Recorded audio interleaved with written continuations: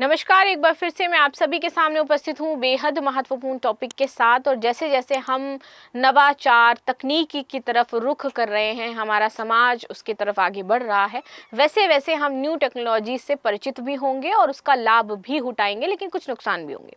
अभी इस टेक्नोलॉजी के तहत क्या होगा कि भैया ड्रोन अब आपकी ब्लड डिलीवरी करेंगे, क्योंकि ब्लड अगर आप देखो कोई इमरजेंसी है तो बहुत ही जल्दी चाहिए होता है कि जल्द से जल्द ब्लड मिल जाता तो हम इस पेशेंट को बचा सकते थे।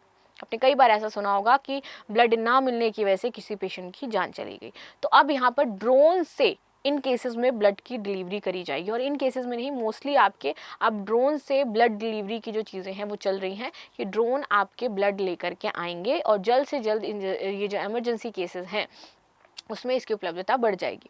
तो इसी टॉपिक पर थोड़ा सा डिटेल से एनालिसिस करेंगे कि सरकार ने इसके लिए क्या नियम कायदे कानून बनाए हैं, क्या योजना बना रही है इस तरीके की ब्लड डिलीवरी की, ये सारी चीज़ें हम समझेंगे। मेरा नाम है प्राची मिश्रा और संस्कृति आईएएस के इस प्लेटफॉर्म पर आप सभी का बहुत बहुत स्वागत है। वीडियो अंत तक जरूर देखिएगा।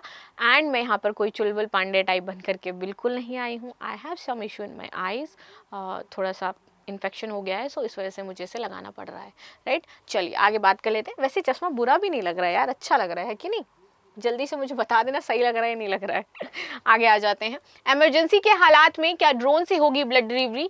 ट्रायल से यहाँ पर उम्मीद जगी है, स्टडीज इस पर की जा रही हैं। तो हाल ही में ट्रायल किए गए ड्रोन से कि लोगों के घरों में ड्रोन से सामान पहुंचाया गया, लोगों के घरों में ड्रोन से उनकी जो ज़रूरत की चीज़ें उन्होंने ऑर्डर करी वो लेकर के आई गई। तो ये ट्रायल चल रहा है, अभी फर्स्ट स्टेज में है ये, अभी सेकंड स्टेज में भी हम नहीं पहुंचे क्योंकि अभी तक हम बहुत ज़्यादा फैमिलियर नहीं हैं बहुत सारी टेक्नोलॉजी से। वहीं अदर हैंड हम चाइना की बात करें तो वहाँ पर बच्चे रोबोट्स के साथ फुटबॉल खेल रहे हैं, मतलब उनके लिए रोबोट अब टॉय के समान है, और हमारे लिए अभी भी रोबोट बहुत बड़ी चीज़ है। हम रोबोट को अभी तक अपने सामने से भी नहीं देखे होंगे। राइट, ये चीज़ें हैं थोड़ा सा। तो इंडिया में अभी ड्रोन के थ्रू ब्लड डिलीवरी की बात की जा रही है और ये एक आशाजनक विकल्प के रूप में चूज किया जा रहा है कि इमरजेंसी की हालत में सबसे बेहतर काम करेगा।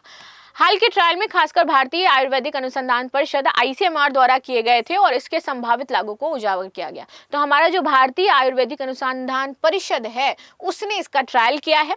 उदाहरण के लिए दिल्ली के ग्रेटर नोएडा जीआईएमएस अस्पताल के लेडी हार्डिंग मेडिकल कॉलेज तक 35 किलोमीटर की दूरी मात्र 15 मिनट में कवर की गई और ब्लड बैग पहुंचाए गए, जो ट्रैफिक जाम में एम्बुलेंस से भी संभव नहीं हो पाता है। तो इस तरीके से आप देखोगे कि 15 मिनट में जो 35 किलोमीटर का एरिया उसको कवर किया जा रहा है, क्योंकि एम्बुलेंस के थ्रू भी जाओगे तो आप सड़क सड़क जाओगे, जाम रहता है, समस्या होंगी।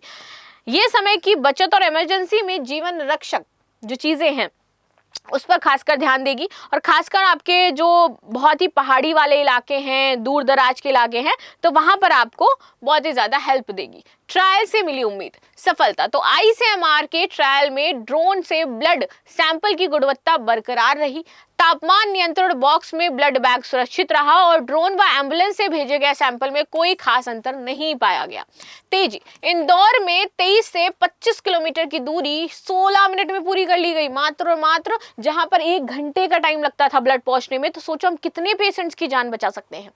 पहुंच, ड्रोन दूर दराज के क्षेत्रों जैसे कि मणिपुर नागालैंड में वैक्सीन डिलीवरी के लिए पहले ही सफल रहा है। क्रांतिकारी संभावना, ड्रोन फर्स्ट रिस्पांस व्हीकल्स के रूप में एम्बुलेंस को पूरक सहायता दे सकता है, और खासकर ट्रैफिक अगर मौसम खराब है तो भी। चुनौतियां, गुणवत्ता की चिंता। कई बार ये कहा जा रहा है कि ड्रोन से परिवहन के बाद ब्लड की क्वालिटी और उसके घटकों जैसे कि लाल रक्त कोशिकाएं, प्लाज्मा है, इस पर असर को लेकर के वैज्ञानिक प्रमाण चाहिए कि ऐसा कोई इफेक्ट नहीं पड़ रहा है, तब तो ये सफल मानी जाएगी।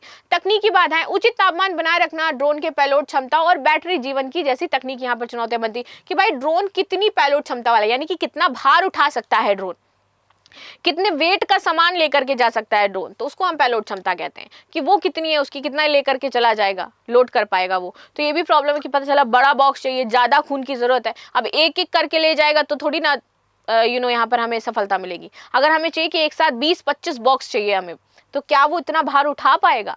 ये यहाँ पर आपका क्वेश्चनेबल हो जाता है। नियामक बाधाएं, भारत में ड्रोन संचालन के लिए नागरिक उड्डयन महानिदेशालय ने सख्त नियम बना रखे हैं कि अब नॉर्मल लोग जो है वो ड्रोन नहीं उड़ा सकते हैं, क्योंकि बहुत सारे सेफ्टी यहाँ पर इश्यूज हैं, कंसर्न है कि अब भैया हम ड्रोन उड़ा करके हमने पता चला जा करके पूरा एरिया कैप्चर कर लिया जहाँ पर हमारा सैन्य बेस बना हुआ है और उसका हम जासूसी कर रहे हैं। वैसे भी कितने सारे जासूस पाए गए जब ऑपरेशन सिंदूर के बाद। राइट, तो ये प्रॉब्लम हो सकती है यहाँ पर। इसके लिए हमने प्रतिबंध लगा रखा है। बुनियादी ढांचा, ड्रोन स्टेशन और लैंडिंग जोन जैसे इंफ्रास्ट्रक्चर की कमी। उदाहरण के लिए बीएचयू में ड्रोन डिलीवरी शुरू करने के लिए स्टेशन बनाना जरूरी है। सीमित स्केल, ड्रोन अभी एम्बुलेंस की जगह नहीं ले सकता है क्योंकि बहुत ही कॉस्टली हो जाता है।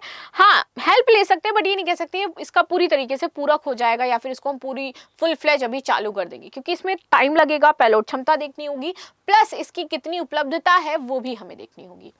आगे आ जाते हैं निष्कर्ष पर। तो आईसीएमआर और अन्य ट्रायल से ड्रोन के जरिए ब्लड डिलीवरी की संभावना मजबूत हुई है, खासकर आपातकाल में। हालांकि इसे व्यापक रूप से लागू करने के लिए अभी वैज्ञानिक, तकनीकी और नियामक की बहुत ही ज्यादा आवश्यकता हो जाती है। ये चुनौती है हमारे लिए, इसको दूर करेंगे क्योंकि सख्त गाइडलाइंस है। बेहतर इंफ्रास्ट्रक्चर के साथ ड्रोन मेडिकल क्षेत्र में गेम चेंजर बन सकता है अगर इस पर काम किया जाए तो। बाकी आपकी क्या राय है वो जरूर बताइएगा। मिलते हैं नेक्स्ट क्लास में, तब तक के लिए धन्यवाद। लाइक शेयर सब्सक्राइब करना बिल्कुल भी ना भूलें and thank you so much.